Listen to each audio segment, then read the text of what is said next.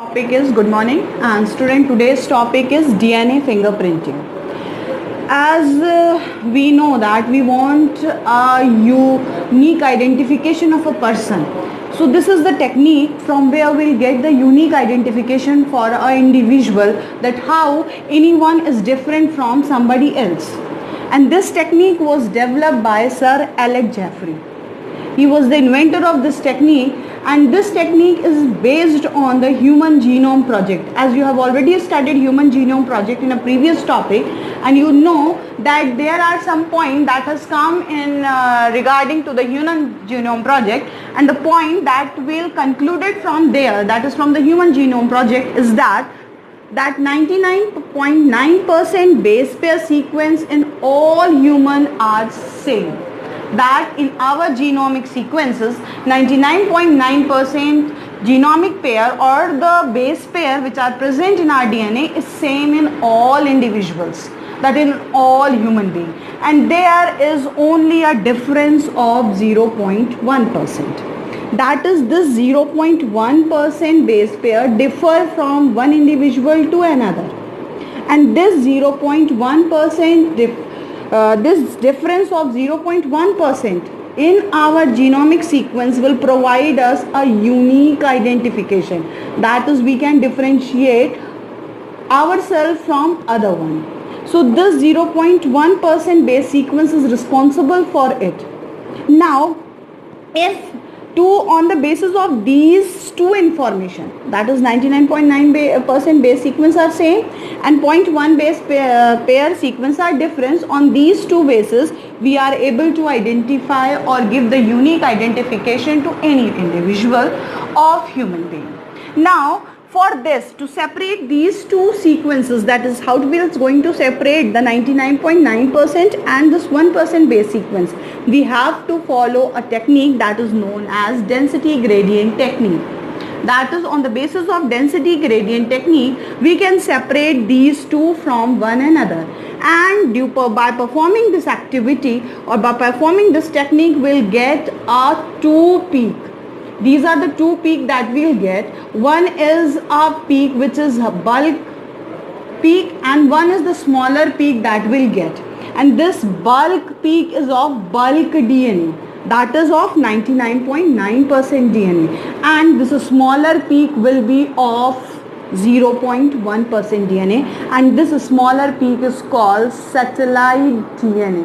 Okay, the smaller peak is of satellite DNA, that is this 0.1% sequence which is give a peak which is called satellite DNA peak, and the rest of this major peak is of this 99.9%, that is known as the bulk piece. Okay, this is called bulk peak and this is called satellite DNA peak. This satellite DNA is also called repetitive DNA segment. This is also called as repetitive DNA segment. Now this is called repetitive DNA. That is, the sequence is repeated many number of times in that chromosome. And this repetitive DNA is further divided into two categories on the basis of three things. One is on the basis of AT/CG ratio. That is, what is the ratio of adenine, thymine and cytosine, guanine in a DNA. On the basis of that, it is separated. The second thing on the basis of which is separated is the length of DNA segment, whether that is shorter length or it is of longer length. That is, on the basis of length of DNA segment, it can be separated. And third is the basis that at how many times that particular sequence is repeated in that DNA sequence.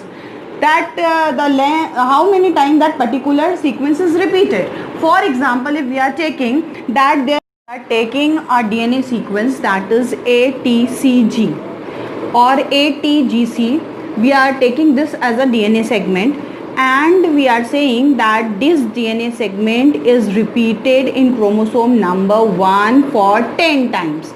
That means this sequence is repeated in chromosome number at 10 times. This is the repetitive, that is how many times it is repeated, 10 times. And This repetitive sequence is also known as copying number, a specific unit that is called as a copying number because it is copied 10 times in that DNA. That's why it is called copying number. So these are the three bases, that is on the AT-GC ratio, on the length of DNA segment, and how many times that particular DNA is repeated. On these three bases we can differentiate repetitive DNA into two types.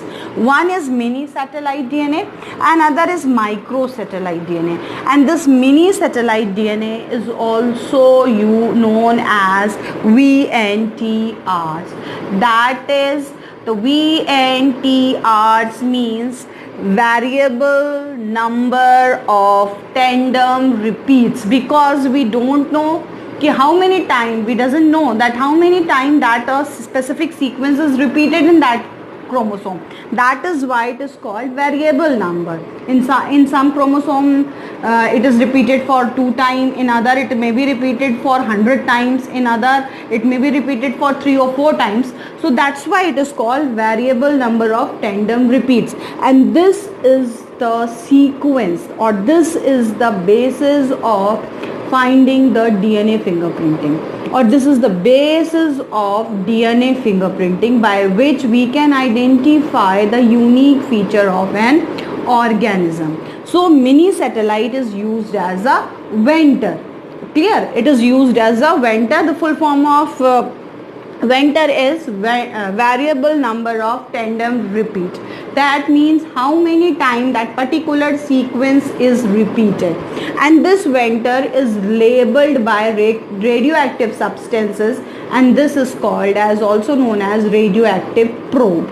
Okay, it is known as radioactive probe. Its sequence is known to us, then we'll radioactivate it, and that is known as radioactive probe, and that we use to identify the time of, or the frequency of repetition of that sequence of gene to the other, in another person. So this is the way, that is, this is the basis of identification of an organism. Now children, this is the principle that we have studied, that is, the vector is the main objective. For that we have to identify the DNA. Now what are the methodology for doing the DNA fingerprinting?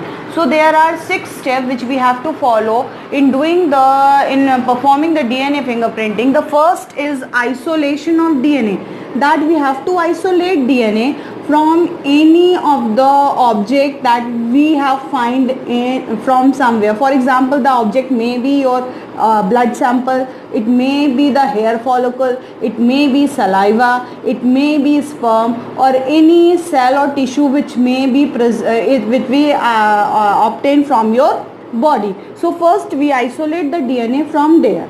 The second step is digestion of DNA. Digestion means you know that the length of DNA is very long, so we have to cut it into a small pieces, and that process of cutting of DNA into small pieces is called digestion of DNA, and this process is performed by using an enzyme called endonucleases. Endonucleases are the enzyme that are used to cut the DNA into smaller fragments.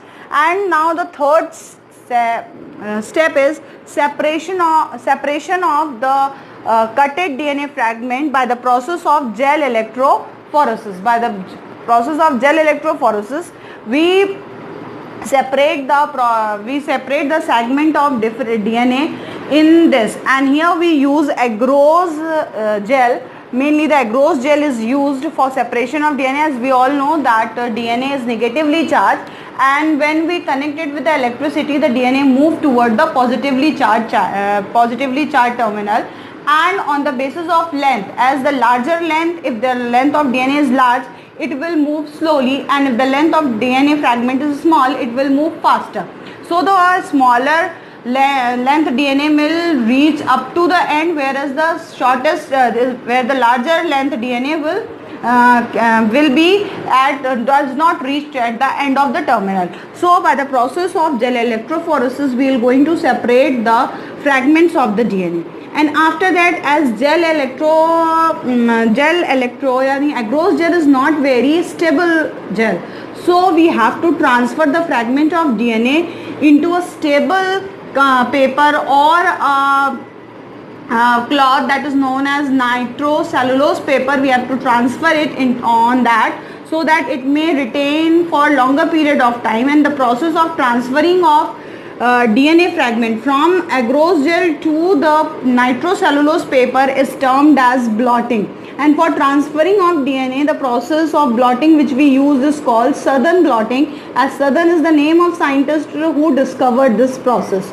So we will do the process of blotting, and after blotting, when the DNA fragment is transferred on the paper, then we'll do the hybridization with that radioactive probe that we have already made from the known fragment of DNA. So we'll we do the hybridization process, and at last, that is the sixth process, that we observe this hybrid probe under the X-ray or using different type of techniques. If we can also, now there's databases also available, so we can use that software or program for analyzing the process of matching of DNA from there also. So that process is called autoradio.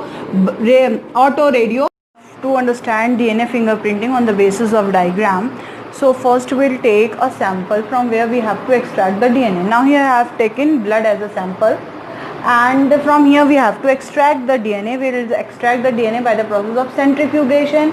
We'll separate the DNA and other component, then we'll extract the DNA by the process of precipitation or by following other method that we'll study in the chapter, that is biotechnology. Then to this extracted DNA, we'll digest this DNA with the help of endonucleases, that is the enzyme that cut the DNA from a specific base pair, that read a specific base pair, and from there it will cut the DNA. This is the digested DNA that I have shown to you, and this digested DNA that is then separated by the process of gel electrophoresis. This is the process of gel electrophoresis. Here there is a well is present, and in this well we'll put the DNA, and this DNA will run according to their base pair. That is, the largest length DNA will be find near the well, and the smallest DNA fragment will find at the base. As we all know that DNA is a negatively charged, so it runs from the negative charge terminal toward the positive charge terminal. Now after the process of gel electrophoresis, we will have to transfer this DNA by the process of blotting, and I have already told you the blotting that is used here, that is in DNA process, that is called southern blotting. So we'll use the southern blotting that was discovered by a scientist southern, and on this we'll put a nitrocellulose paper on the agarose gel. So how will it put it like that? Suppose this is a agarose gel and this is a nitrocellulose paper. We'll put on it, and the whole will put and leave it for 24 hour or 8 hour depending upon the type, and then when we remove it, we'll find the same DNA fragment, impression on this nitrocellulose paper. Okay, we'll find the same impression on this, and then this nitrocellulose paper is dipped into the solution, and one thing more is added to it, that is the radioactive probe that we have already radioactivated, because it is the known segment of DNA that we already had. So radioactive probe will hybridize this radioactive probe with this isolated DNA, and this is the portion that is shown with the hybridized DNA fragment with this radioactive probe. That is the line shown by green, and rest of the probe will be washed away by the solution, and now what is left, that is probe, and which is binded by the DNA, that is red, that is the radioactive probe, and a black portion, that is the DNA which we have isolated, and that is binded together. And now this is shown by using an X-ray film, And what we are able to visible, we are able to saw this type of visible band in this X-ray plate. So this is the process, that is 6-step process by which we'll do the DNA fingerprinting. That is by isolation of DNA, by digestion of DNA, by doing gel electrophoresis, then we'll do the southern blotting. After that we'll do the hybridization of DNA with radioactive probe, and after hybridization we are able to see this probe with the help of autoradiography. That is one process is by X-ray film. So this is the process by which we'll do the DNA fingerprinting. And now we have to take an example that where the DNA fingerprinting is used. Suppose we are taking two individuals. One is individual A, another is individual B, and we are isolating DNA from there. And we have isolated DNA from chromosome number 1, from chromosome number 2, and from chromosome number 3. And in chromosome number 1, we all know that chromosomes are present in homologous pair. So in one strand there are 5 times the VNTR is present, that is the repeated strand is present. In other pair there is 3 times it is present. In second chromosome it is present 4 times, and in other it is present 7 times, that is some segment is repeated 7 times here. In third chromosome the similar segment is repeated 10 times, and it is also repeated 6 times in homologous pair. Similarly in second individual it is repeated in chromosome number 1 8 times, and in homologous pair it is in 2 times it is repeated. Whereas in chromosome number 2 it is repeated 6 times, and in second strand it is repeated 9 times. Whereas in chromosome number 3 it is repeated 4 times, and in other it is repeated 7 times. And when we will take the gel electrophoresis, it is marked as 1, 2, 3, 4, 5, 6, 7, that is more bigger length will be on upper side and smaller at the lower side. So individual A will have a band on 10, on 7, 6, 5, 4 and 3, thus these 3 chromosome number are present here. And individual B show the strand on 9, 8, 7, 6, 4 and 2. So these are the gel electrophoresis result. And now what we have to do? We have to take it on nitrocellulose paper. So we'll put nitrocellulose paper and we'll take it these strand on nitrocellulose paper. Now the second step what we have to do? We have to hybridize with probe, that is the radioactive probe. So what happened, you all know that DNA have a specific segment. For example, this DNA which is at 10 have a specific segment of ATGA, means the probe must have a segment having complementary segment, that is TACT. So this probe will going to bind with this, and this is the process how the hybridization will take place. Now how will match these two individuals, whether I am taking an example whether there is some crime has happened, and we have obtained some blood sample from there, and we have extracted the DNA, and we have studied the probe etc. from that sample, and now we have suspected these two person as a suspect. So how will we compare that which person is available at the crime scene? So for that we have to compare it with the sample that we obtained from the crime scene. So these are the two person from we have extracted the DNA, we find out the probe, we have taken out on the nitrocellulose paper. Now what we have to do, we have to match it with the crime suspect. Okay, so what we have to do is that now we have find out these. Now one sample that we have obtained from the crime scene, what happened, we have also do the same process with that sample also. Now we have to find to which this sample that we obtained will match to A or will going to match to B. Now after electrophoresis we found that there is 9 time repetition of red, here is also there is 8 time repetition, here is also there is 7 times blue is repeated, here is also it is repeated.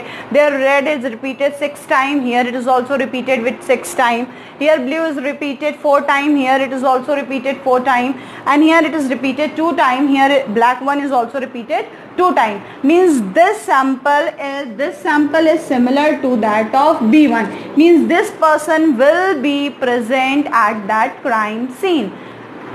It was suspected that this person that person B is present that time at the crime scene. That's why its sample is present there, and this is the way how the sample is matched. The other thing that we find out by this DNA fingerprinting is we'll solve the problem of paternity problem we can solve.